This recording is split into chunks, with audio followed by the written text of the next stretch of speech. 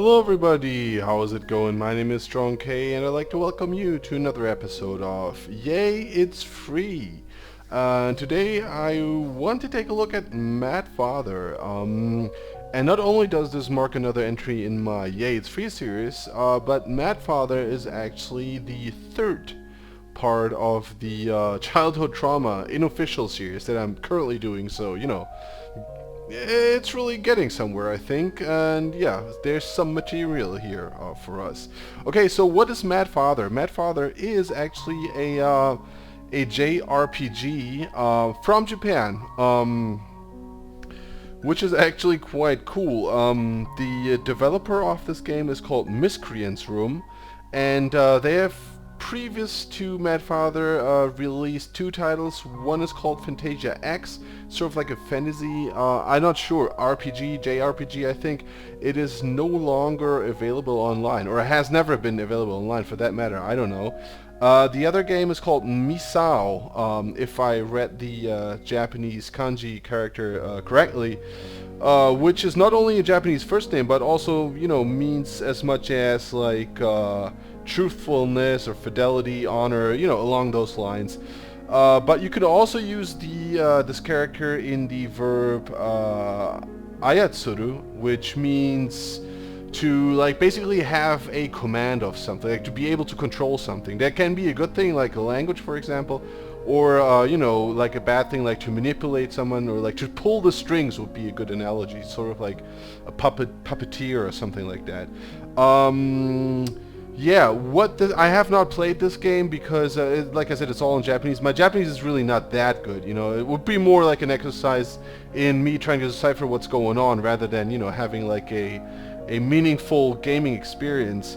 But Mad Father, the third title, and this game, Misao, have been both characterized as like Tansaku Gata, like adventure, like a like a search type of adventure, loosely translated, exploration type adventure. So maybe they're similar in that regard. I have no clue since I have not tried this. So, enough name dropping here. Let's actually get to the nitty gritty, and let's actually continue with the game because I won't start a new game here. The reason being basically because this game, especially in the beginning, is very, very, very story heavy, sort of drags along, and narratively I think there's a cool frame here that you can easily make out. Like in the beginning there's like a lot of narrative, a lot of story going on. You basically do nothing. It's a little bit too much, I would say, actually. And then the ending is sort of similar, but I'm going to talk about that later. So we play as Aya, this girl here, and we are in the mansion of our father, which this house here is in northern Germany, actually. So for those of you who are familiar with the Japanese, the weird guy is gone. Yeah, I'm going to talk about the weird guy a little bit later. Let's actually talk to our rabbit here, Snowball. Take Snowball along? Yes, of course. Our trusted rabbit. Right, because the thing is, our father is a scientist, apparently, residing in northern Germany. And the thing is, yeah, if you are somewhat familiar with, like, Japanese otaku culture, like nerd culture, whatever, it's like, in the US you have this sort of, I'm not going to say obsession, but, chances are, if you're interested in that kind of stuff, you are familiar with, like, Japanese culture and, all things Japanese. So if you would be in Japan, that equivalent to Japan would be Germany. It's not entirely true. It's like a very, very general statement, but there's like, for those of you who are familiar actually with anime and manga and so on and so forth, you know what I'm talking about. There's like a good amount of like anime series or mangas or video games that sort of have like German titles or take place in Germany, or I don't know why. So, it would be interesting to find out if actually in Germany there's a pendant to that. Should be the US though, because that would mean, we're coming back full circle here. So this was a cutscene. We saw a father there. So our father is a scientist. Well, you know, he's sort of like a mad scientist. I'm not spoiling things because this becomes very apparent right in the intro cutscene. And as a result of his weird experiments, our house is cursed. Those ravens are actually save points. Let us actually save these hall. So this indicates like we have played 27 minutes. This is somewhat misleading because the time I think in the cutscenes is not counted. So this is just like net playing time. So let's see what's up in the bedroom, and there's going to be a jump scare here. I'm going to spoil this in 2, 3, 1. Oh, right. Give my daughter. So you know what's going on here. Let's actually go back here because the lady's gone. And we got the archives key. Look at that.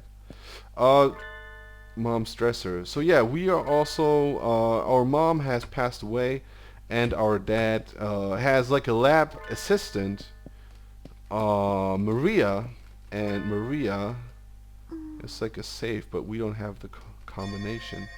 A diary on the floor. Okay, if you want to read this, pause the video now, because I'm not going to read this out for you. Yeah, there's like some interesting information in here. So yeah, and obviously, you know, there's like a love triangle situation going on. Oops, sorry for spoiling this. No, but that's really something that, you know, becomes apparent very early in the game. There are some plot twists to this, though. You know, let me, you know, just give away that much, which is not a lot. Here's a picture of our mom, by the way. Yeah, you know, speaks for itself, really. You know, I would definitely, I would tap that. Okay, so we're now in the entrance hall, and you can see that there's a health bar up here. Whenever a health bar appears, it means that we can actually lose our health. So, and you know, here we can do this by being attacked by those zombie ghosts. So if you get too close to them, they're gonna follow us, and then we are hurt. But once we run off screen, you know, they're gone. They don't follow us any longer, and our health is fully restored. So in that aspect, the game is actually pretty fair. It's not like overly difficult, which I like actually.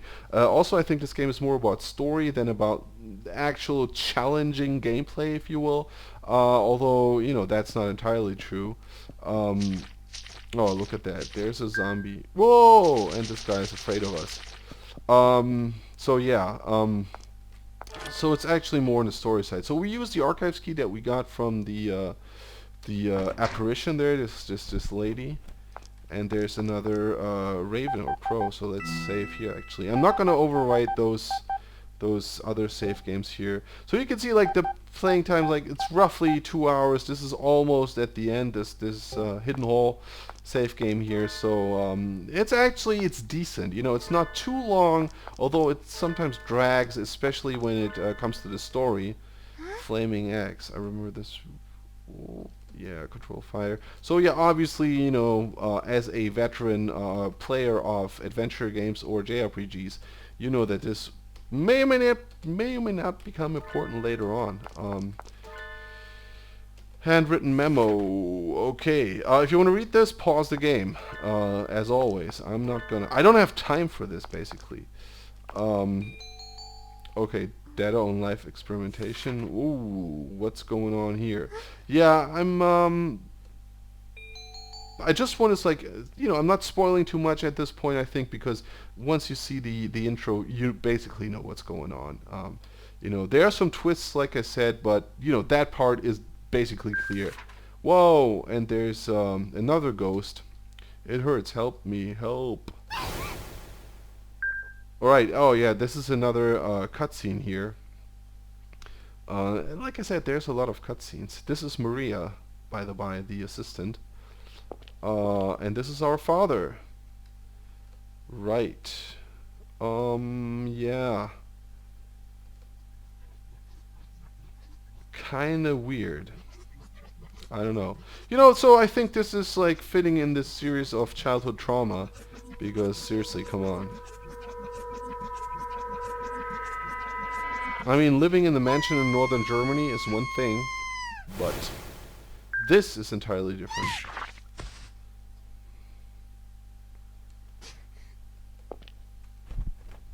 Okay. And then there's a room here. Yeah, the door's locked. So that happens a lot. Okay, he wants... Okay, let's save. And there's also plenty of save options here. Like, we have... So we got snowball, code memo, gem. Gems are important. They're hidden, like, gems are hidden across the... oh, there's this zombie guy again.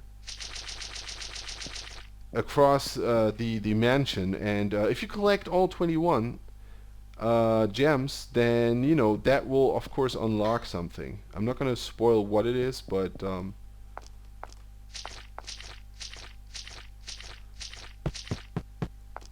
okay, so this guy went in here, and that is just like a tip for us that there's another gem hidden here. So this is basically how it works, just to give you an idea.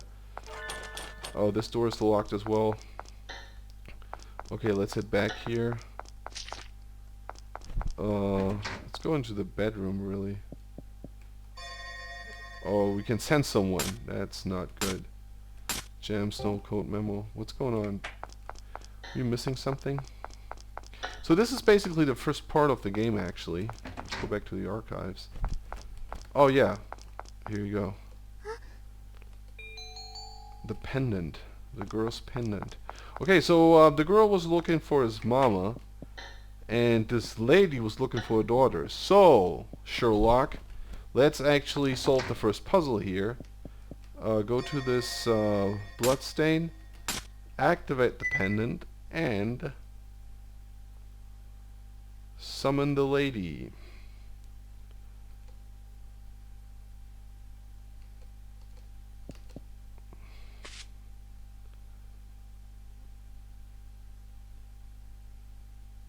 Okay.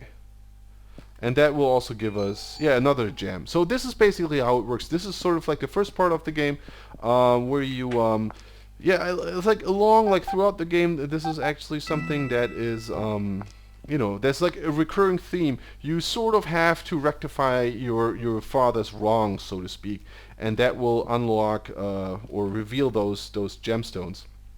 So the first part of the game is actually sort of in the mansion, basically. So the whole game takes place in the mansion, though. But the first part is sort of like go from room A to room B. You know, like the stuff we just did. It's very indicative of what's going on here.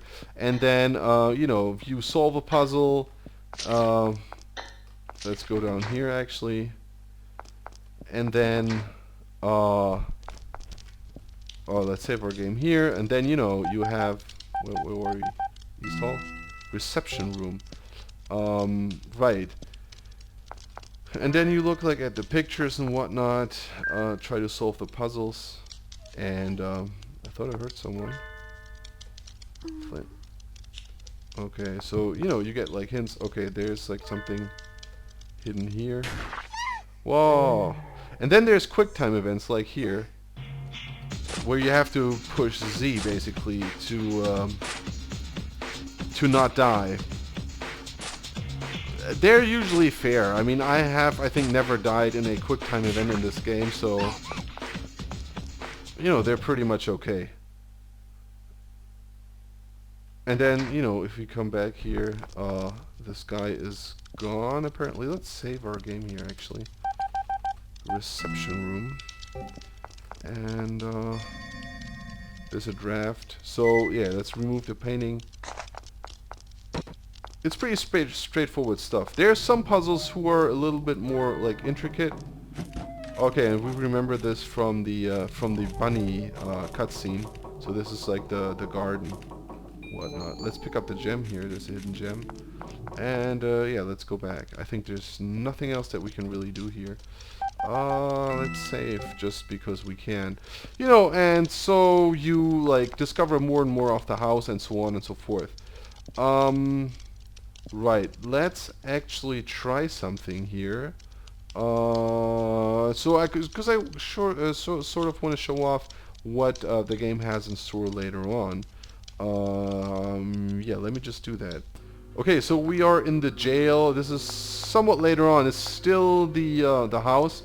For those of you who don't want to, get ahead of themselves and like learn something about the story. I finished this part already, so I'm just gonna use this to sort of illustrate what's ahead here, basically. So because the game somewhat changes from like explore the mansion and take thing A to thing B to sort of like advance, like you have this room, for example. There's stuff going on here. Once you've cleared that room, you advance to the kitchen room here, and once this is taken care of, you advance further.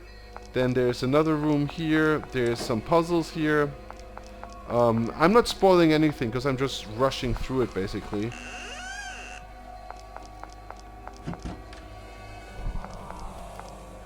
And so on and so forth. So I think you get the gist of it, basically. Yeah, then you have those rooms. There are puzzles back here. If you continue down this hall, there's going to be another puzzle waiting, and so on and so forth. So, right, I'm going to load the other game, so, lest I spoil anything more here. So, let's do that real quick. Right, and we're back where we left off. This was just to illustrate, how this game is basically going on. And so those are like the two parts of the game, being held together by a huge frame narrative. So basically what's really going on is being revealed in the beginning and then at the very end. And again, the same is true for the oh, this guy is on to us. This is also true for the ending, like, because like you think you know what's going on here, but then you don't. And there's like it's like one twist after another, sort of. It's nothing really too big, but it sort of drags on if you want to play through and get like the quote-unquote good ending, which is also kind of weird, I have to say. But be that as it may, I'm not judging here. Yeah, because it's like it's like a gifted horse, really. So do not look too far into its mouth. Let's check out the attic here. We can't do anything because the ladder is missing a section. Yeah. So I mean, for like a free game, it's like a round thing. You're gonna spend maybe one afternoon playing this. Like I said, 2 hours, 2 hours 30 plus the cutscenes, so that's like a 3-hour thing we're talking about here. Maybe a little bit longer depending on if you have to do some backtracking, which might be the case if you want to collect all the gems here. Right, so yeah, I mean, it's a definite recommendation. Like I said, the story is somewhat, like, in parts far-fetched. You're gonna be like, what the hell? This is sort of, you gotta really suspend your disbelief. But then again, it's a freeware game, so, no complaints in that department, really. Yeah, so definitely a recommendation. Check it out. If you like JRPGs, such as, I don't know, yeah, there's a ton out there, a ton of them. Or if you like games like Clock Tower, for example, for those of you who've played that, it's not that scary. You don't have to hide so much. So like I said, gameplay-wise, it's not that challenging, really. It's more about the story, but it's sort of like in the same vein, really. So yeah, as always, I'm going to leave the links in the description. Hope you liked this video so far. And yeah, I definitely hope to see you soon in another video of mine. Preferably in one that deals with childhood trauma. Okay, thanks a lot for watching. My name is Strong K, and peace out.